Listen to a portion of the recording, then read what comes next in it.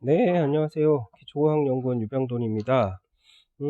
오늘 제가 소개해 드리려고 하는 건요, 저희 외부 연구단, 김빈내리 연구단장님께서 개발하신 텐트4AB를 이용한 마이크로 RNA의 특이적 조절 기술이라고 하는 특허에 대해서 설명을 드리려고 합니다. 말이 되게 복잡하긴 한데요. 일단 기본적인 것부터 좀 먼저 설명을 드리면, 요즘 코로나 때문에 RNA 자체에 대한 어떤 연구들이 굉장히 각광을 받고 있고, 최근에 김빈대리 단장님께서 또 셀에다가 코로나 바이러스가 어떤 성격을 가지고 있는지, 코로나 바이러스에 대한 유전자, 정밀한 RNA 유전자 지도를 다 밝혀내가지고 올려주신 거를 여러분들께서 아마 기사로 많이 보셨을 것 같은데요. 코로나 바이러스에서의 RNA하고 조금 다르게 요거는 RNA 자체에 대한 어떤 스트럭처, 그리고 그걸 통해서 RNA가 어떻게 안정화가 되고 있는지 요런 부분에 대한 연구를 진행을 하신 그 성과를 가지고 특허 출원을 한 겁니다.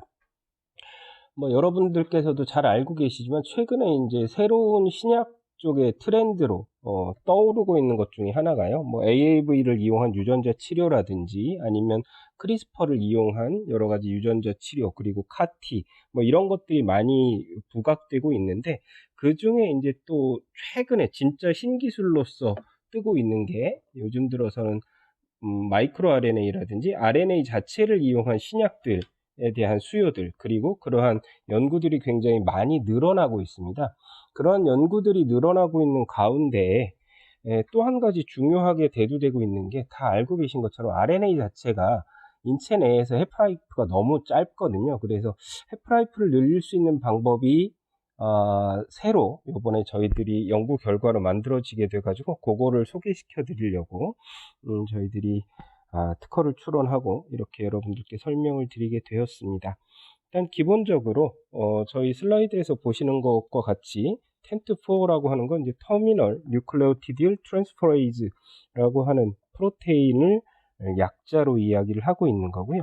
이 텐트4라고 하는 프로테인은 기본적으로 헤파티티스 B 바이러스에 있는 포스트 트랜스크립셔널 레귤러터리 엘리먼트라고 하는 PRE라고 하는 부분에 바인드를 하게 됩니다. 그렇게 해서 요걸 바인드를 하게 되면 어떤 일이 일어나게 되냐면, 텐트4가 헤어핀 구조 쪽에 있는 그 PRE 부분에 결합을 하게 되면서, 원래 기본적으로 바이럴 RNA에서 폴리에이 테일이 있었던 부분, 메신저 RNA에서 폴리에이 테일이 있던 부분이 AGAA 같은 믹스드 테일로 바뀌게 됩니다. 그렇게 해서 믹스드 테일이 일어나게 되면 그로 인해서 이제 고아닐레이션이 증가하게 되고요.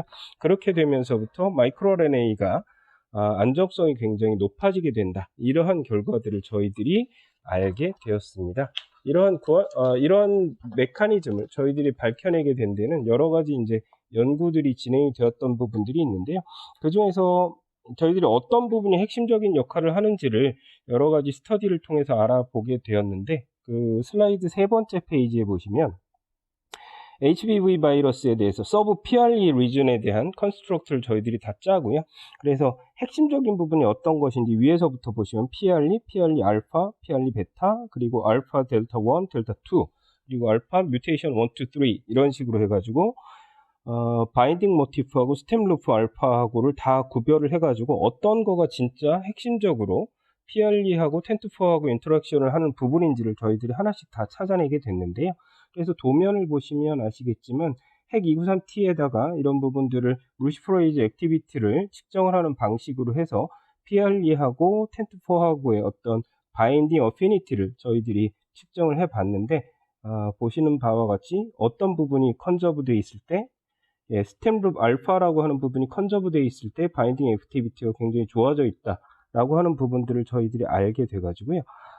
결과적으로는 스템 룹 스트럭처가 PRE에서 굉장히 그 텐트4하고 결합을 하는 데 있어서 중요한 역할을 하는 그런 부분이라고 하는 걸 알게 되었고요.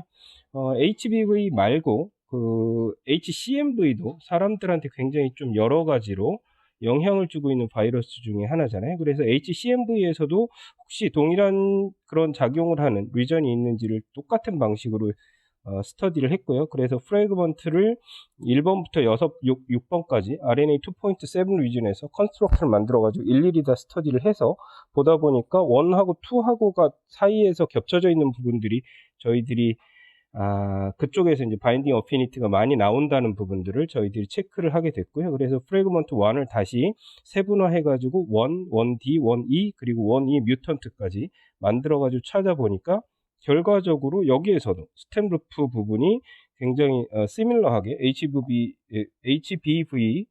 PRE 알파하고 비슷하게 HCMV에서도 스템 루프 스트럭처가 굉장히 중요한 역할을 하는 도메인이라고 하는 걸 저희들이 찾아내게 되었습니다.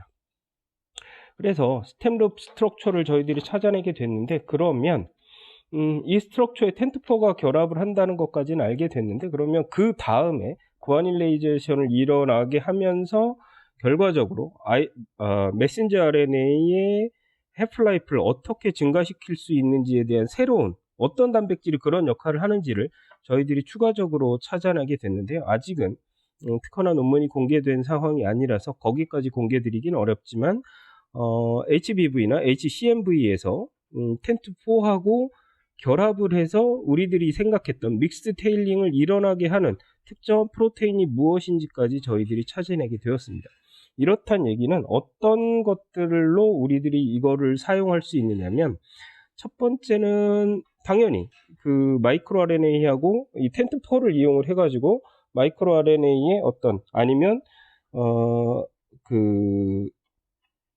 스테빌리티를 증가시켜 줄 수 있는 부분들이 있을 거라고 저희들은 생각을 합니다. 그래서 특정한 어떤 RNA 신약이 스테빌리티를 증가하기 위해서는 지금 말씀드렸던 스템 루프 부분을 그 RNA 신약에다가 그 시퀀스를 집어넣고 거기에 텐트4라고 하는 단백질하고 같이 믹스처를 만들어 주게 되면 우리들이 생각했던 것보다 훨씬 더 그 기능성을 그대로 유지하면서 마이크로 RNA 또는 메신저 RNA의 해플라이프가 굉장히 늘어나게 되는 그런 효과를 볼 수 있을 것이라고 저희들은 지금 생각을 하고 있습니다. 그래서 RNA 자체의 스테빌리티를 증가할 수 있다는 것 자체가 굉장히 중요한 저희들이 생각하고 있는 어플리케이션 쪽이라고 생각을 하고 있고요.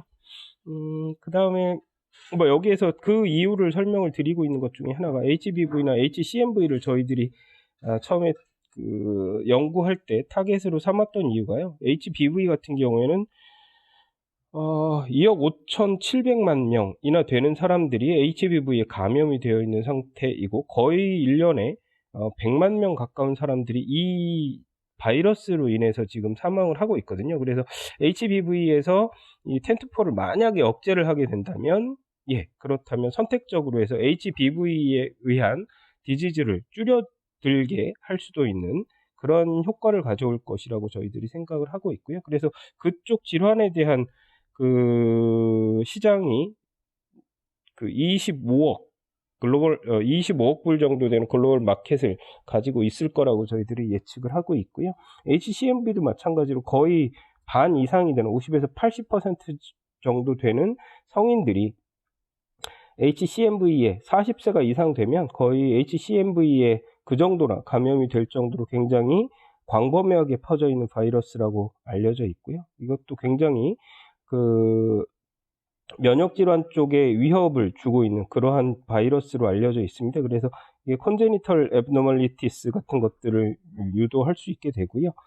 이거는 오히려 글로벌 마켓에서 보면 마켓 쉐어가 상당히 좀 적어 보이긴 하는데, 6,500만 US 달러 정도의 글로벌 마켓들을 마켓 쉐어를 가지고 있는 거라고 저희들은 생각을 하고 있습니다. 그래서 HBV나 HCMV 자체에 대한 이니비터를 디자인하는데 텐트4를 가지고 직접 하거나 이 텐트4를 타겟으로 하는 어떤 특정 프로테인들을 아니면 스몰 몰레큘들을 디자인을 하면 HBV나 HCMV 치료제를 개발하는 데 도움을 줄 수도 있을 거라고 생각을 하고요. 아까 말씀드렸던 것처럼 마이크로 RNA 스테빌리티를 증가시키는데 중요한 역할을 할 것이라고 생각을 합니다. 그래서 지금 저희들이 생각하고 있는 어플리케이션은 이렇게 두 가지 정도로 생각을 하고 있고요.